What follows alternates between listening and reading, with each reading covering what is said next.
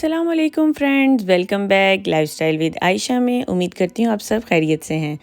तो जी, आज मेरी भाभी के किचन में बन रहे हैं मकई के आटे के लड्डू।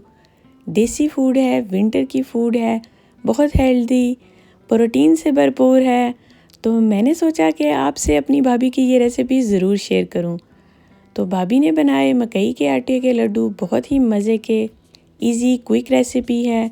तो मकई के आटे से सबसे पहले बनती हैं मकई की रोटियां, उसके बाद बनते हैं डिलीशियस मज़ेदार लड्डू।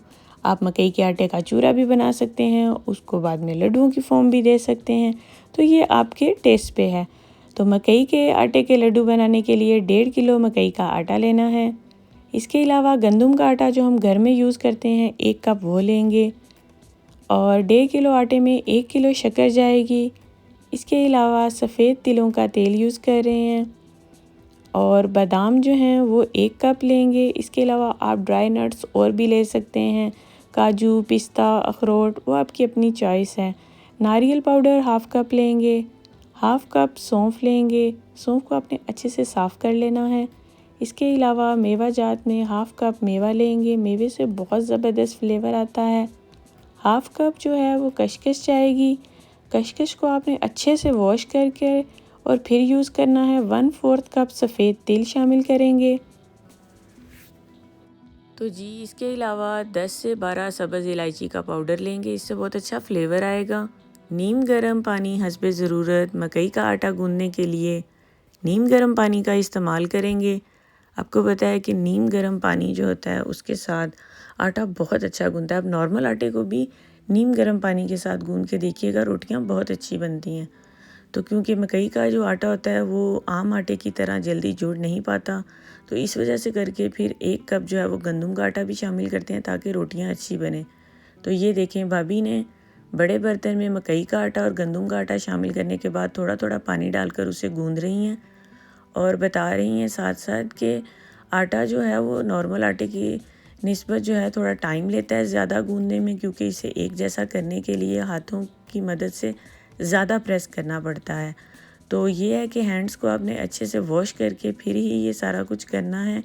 आपको पता है कि देसी फूड जो है उसका मज़ा ही जो है वो देसी तरीके से बनाने से है। आप चम्मच से बनाएं या किसी फूड प्रोसेसर में उसे करें तो वो टेस्ट नहीं आता, क्योंकि जो ये हमारे कह लें बड़े दादा दादी या कोई खाला या कोई भी ये रेसिपीज़ बनाते थे तो वो हाथों से बनाते थे। तो हम कहते हैं कि उनके हाथ का टेस्ट कितना अच्छा है। तो वो यही बात है कि देसी जो होती हैं चीज़ें उनको हाथ से ही बनाना चाहिए। तो लें जी, उन्होंने हाथ की मदद से अच्छे से आटा गूंदने के बाद अब इसे 10 मिनट जो है वो रेस्ट देंगे, और उसके साथ ही दूसरी तरफ जो है वो तवा जो है गर्म होने के लिए रख देंगे।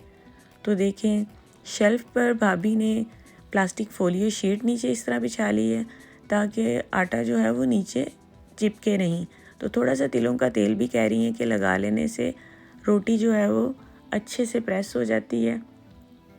तो इस तरह से उन्होंने एक रोटी जो है वो तवे पर डाल दी है। हल्के हल्के से क्रैक्स आ गए हैं, लेकिन कोई नहीं, हमने उसका चूरा ही बनाना है।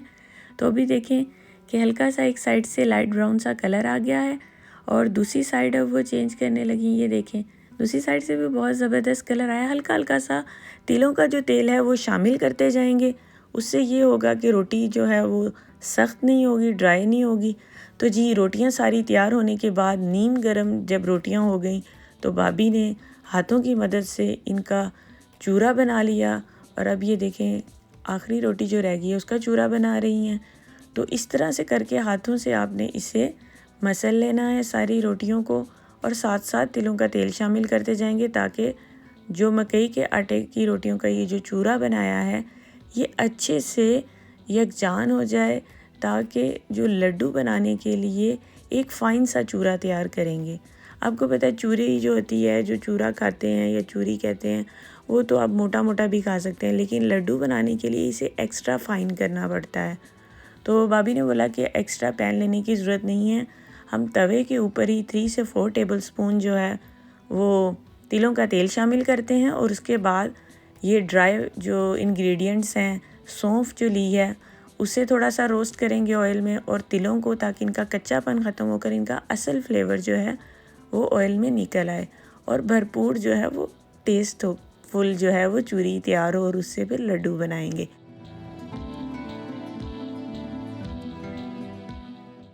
फ्लेम को आपने बिल्कुल लो रखना है, 4 से 5 मिनट कह लें कि इसे लो फ्लेम पे ड्राई करेंगे ताकि जो कशकश का कच्चापन है या तिलों का है वो ख़त्म हो जाए और असल फ्लेवर निकल आएगा और इससे बड़ा अच्छा क्रंची से वो लड्डू में फ्लेवर आएगा।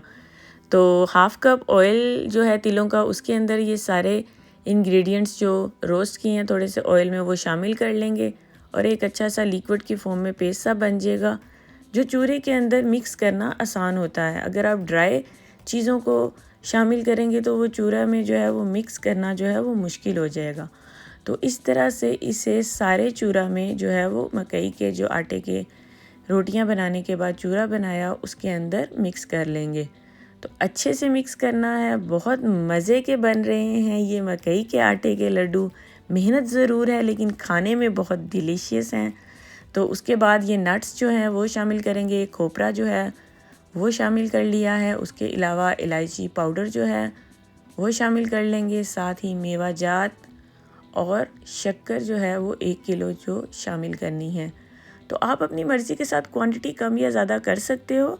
शक्कर की मिकदार भी आप अपने टेस्ट के मुताबिक कम ज़्यादा कर सकते हैं, लेकिन शक्कर ज़्यादा मीठी नहीं होती है।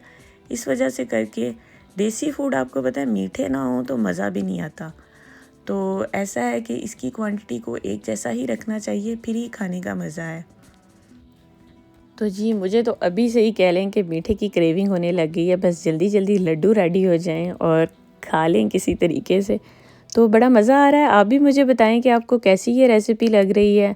आसान है, थोड़ा सा टाइम लेती है लेकिन बहुत ज़्यादा वो कह लें कि मुश्किल नहीं है और आम नॉर्मल से इसमें इंग्रेडिएंट्स हैं जो रोज़मर्रा हम रूटीन में यूज़ करते हैं। तो ये देखें जी, अच्छे से मिक्स करने के बाद भाभी ने बना लिए हैं मज़ेदार किस्म के मकई के आटे के लड्डू। देसी तरीके से बने हुए ये इन लड्डुओं का अपना ही एक मज़ा है। तो ये देखें जी, रेडी हैं मकई के आटे के लड्डू। तो मैंने सोचा आपको करीब से इसका ज़रा थोड़ा सा दीदार करवाया जाए। तो बहुत मज़े के बने हैं। आप इसे गर्मा गर्म दूध के साथ खा सकते हैं और ऊपर से दूध पिए। बहुत हेल्दी है, प्रोटीन से भरपूर है। या टी टाइम में चाय के कप के साथ इसे हल्का सा माइक्रोवेव में गर्म करें।